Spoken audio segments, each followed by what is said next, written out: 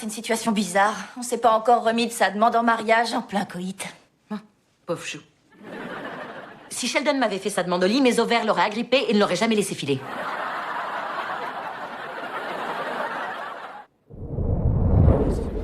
Léonard, quelle est ta position concernant le principe anthropique?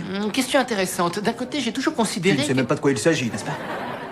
Tu vois, le principe anthropique souligne en fait que si on cherche à expliquer pour quelles raisons notre univers existe dans sa forme actuelle, la réponse, c'est que l'univers doit avoir des qualités qui permettent à des créatures douées d'intelligence d'exister, des créatures capables de poser des questions. Comme je le fais de manière éloquente en ce moment même. Je sais en quoi consiste le principe anthropique. Normal, je viens de te l'expliquer. Bon, alors, quelle est ta position là-dessus? Quelle est la tienne? Je suis tout à fait pour. Dans ce cas, moi, je crois que Dieu a créé le monde en 6 jours, et le 7e, il t'a créé pour m'embêter.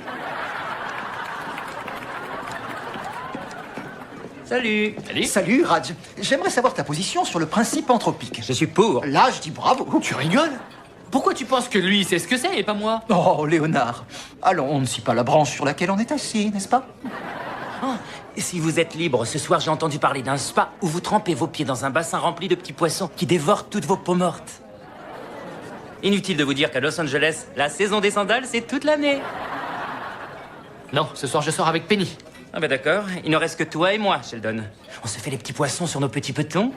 Oh, comme je vous l'ai déjà mentionné à maintes reprises, la seule créature de l'océan que j'estime digne de me dévorer est le kraken. Parce que les dernières paroles que j'entendrai seraient « libérer le kraken ».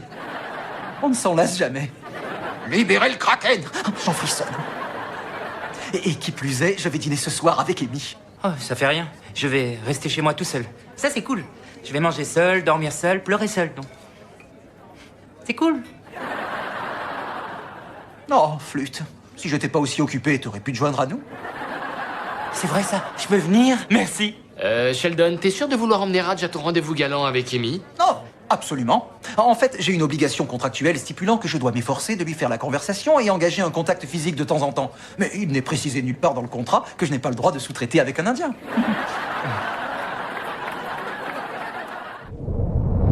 Oh oui? Oh oui? Hey, c'est ma magnifique femme. Est-ce que tu me vois? Je te vois. Comment ça va? Ça va à merveille. C'est encore 10 fois mieux que ce que j'avais imaginé. J'ai regardé par le hublot et... la vue d'ici est époustouflante. Je suis contente pour toi. J'ai eu un dîner qui m'a paru interminable avec ta mère. Ah, c'est chouette, hein? Oui, très. Sauf que tu lui as jamais dit qu'on vivrait pas avec elle. Qu'est-ce que tu dirais de prendre une minute pour en parler? Et regarde, t'as vu le stylo flotte? Si c'est pas de la folie, ça? Oh. Tu devais lui en parler, mais tu ne l'as jamais fait.